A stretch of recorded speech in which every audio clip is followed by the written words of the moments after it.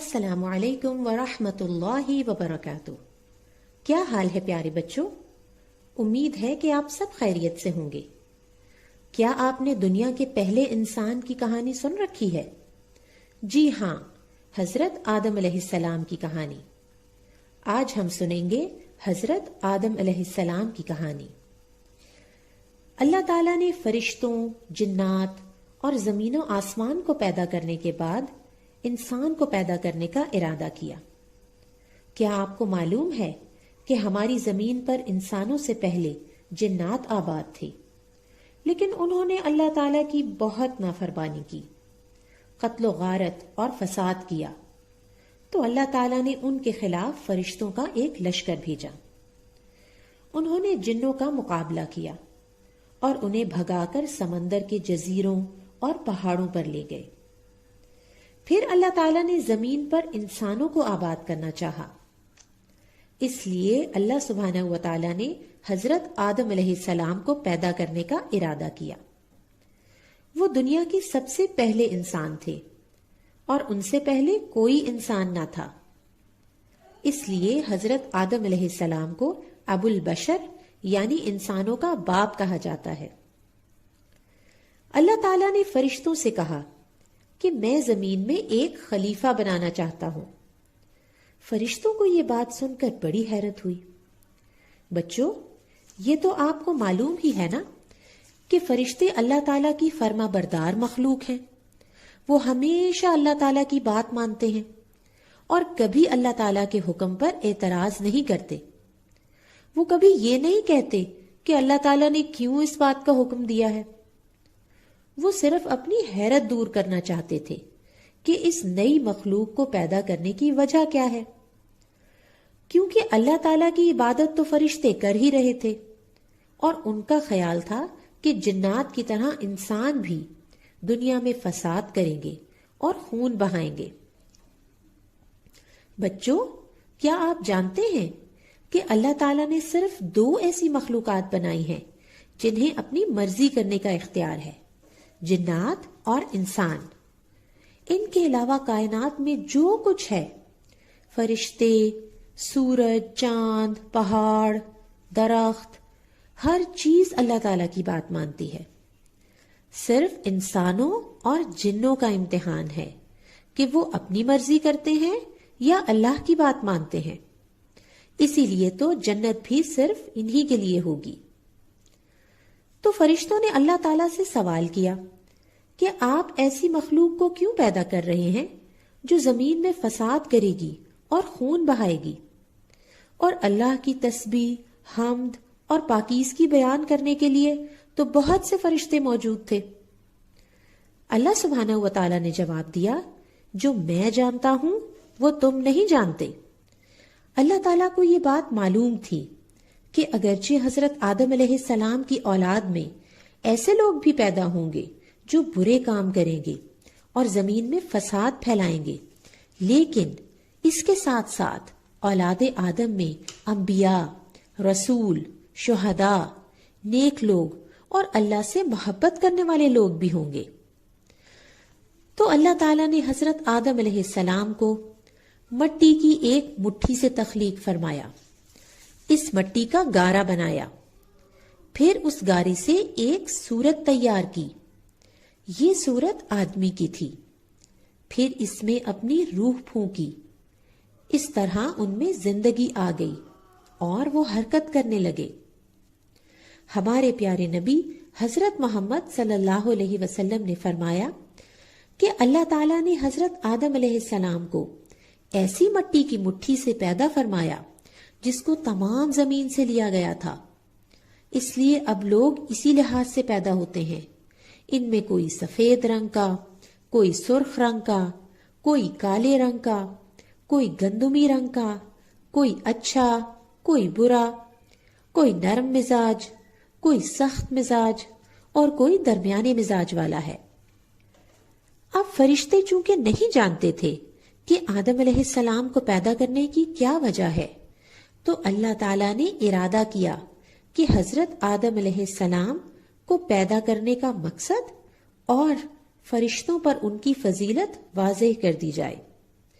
چنانچہ اللہ تعالیٰ نے حضرت آدم علیہ السلام کو ہر چیز کا نام سکھا دیا. پھر ان چیزوں کو فرشتوں کے سامنے پیش کر کے فرمایا کہ اگر تم سچے ہو تو ان چیزوں کے نام بتاؤ. اب فرشتوں کو تو ان چیزوں کے نام معلوم ہی نہ تھے. انہوں نے کہا، اے اللہ، تیری ذات پاک ہے، ہمیں تو صرف اتنا ہی علم ہے جتنا تو نے ہمیں سکھا رکھا ہے. پورے علم و حکمت والا تو ہی ہے. فرشتے تو صرف اللہ سبحانہ و تعالیٰ کی تسبیح کرنا جانتے تھے.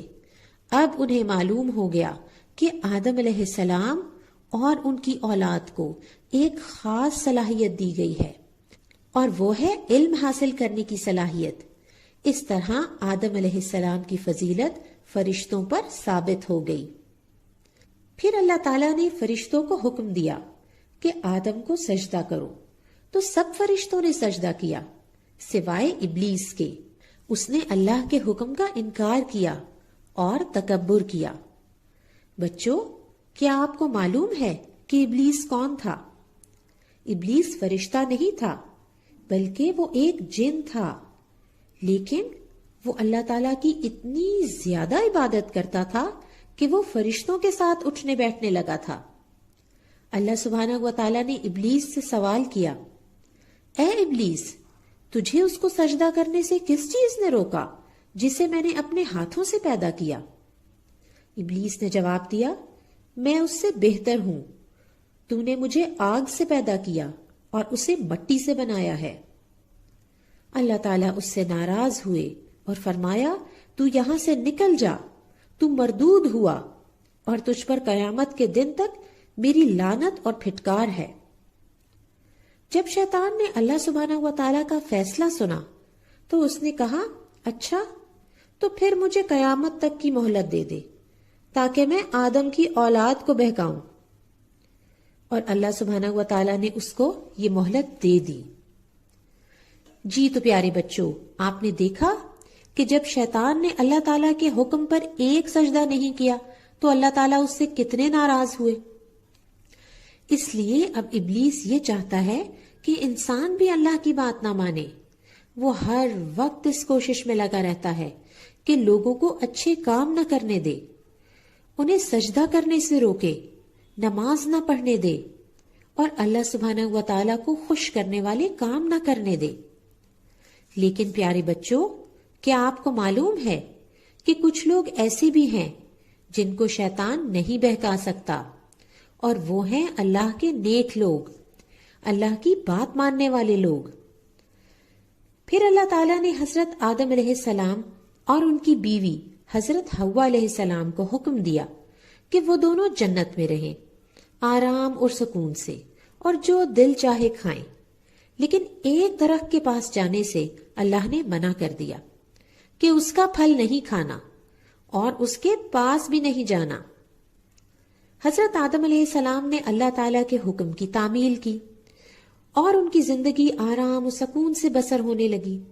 وہ جنت کے پھل کھاتے، اس کا پانی پیتے، درختوں کے سائے سے لطف اٹھاتے، گھومتے پھرتے، اللہ کا شکر ادا کرتے، تسبیح بیان کرتے، اللہ کو سجدہ کرتے، اور جس درخت سے انہیں روکا گیا تھا اس کے قریب بھی نہ جاتے.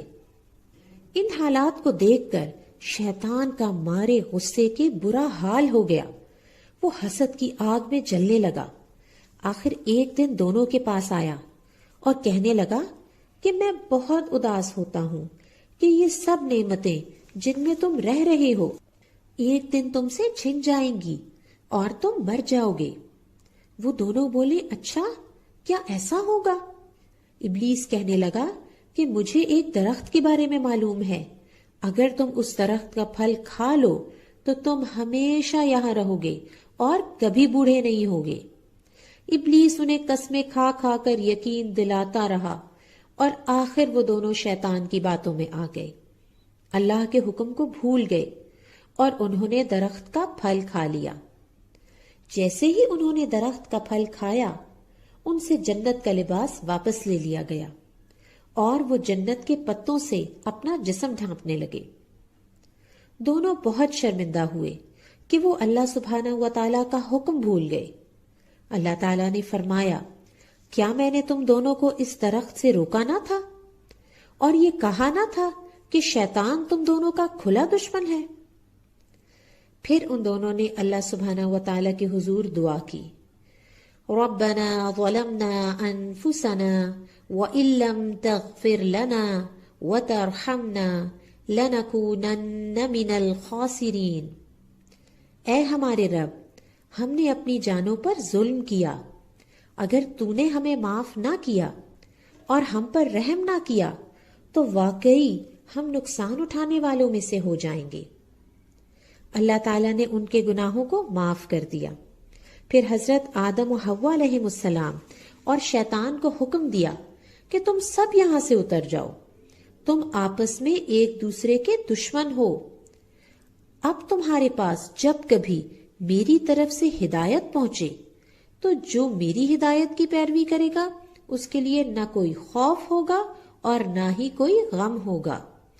یعنی جو اللہ تعالیٰ کی بات مانے گا، اللہ تعالیٰ کی کتاب کو مانے گا اور اس پر عمل کرے گا، اس کے لیے نہ کوئی خوف ہوگا اور نہ ہی غم ہوگا۔ پھر اللہ تعالیٰ نے حضرت آدم و حوا علیہ السلام سے فرمایا کہ ابلیس زمین پر بھی تم دونوں کا دشمن ہوگا۔ پیاری بچوں، آپ نے دیکھا کہ اللہ تعالیٰ نے ہمیں کیا بتایا ہے کہ شیطان ہمارا کھلا دشمن ہے اور وہ بالکل نہیں چاہتا کہ ہم اللہ کی بات مانیں۔ وہ تو یہ چاہتا ہے کہ آدم علیہ السلام کی اولاد شیطان کی بات مانے اور وہ ہمیں اپنے ساتھ جہنم میں لے جانا چاہتا ہے۔ لیکن اللہ تعالیٰ نے ہمیں سکھایا ہے کہ اگر ہم جہنم سے بچنا چاہتے ہیں تو ہمیں اللہ کی بات ماننی ہوگی، نماز پڑھنی ہوگی اور اچھے اچھے کام کرنے ہوں گے، وہ سارے کام جو اللہ تعالیٰ نے اپنی پیاری کتاب قرآن پاک میں ہمیں سکھائے ہیں۔ بچوں، امید ہے کہ آپ نے اس کہانی سے بہت سی اچھی باتیں سیکھی ہوں گی۔ انشاءاللہ جلد ملیں گے ایک اور کہانی کے ساتھ۔ السلام علیکم ورحمۃ اللہ وبرکاتہ۔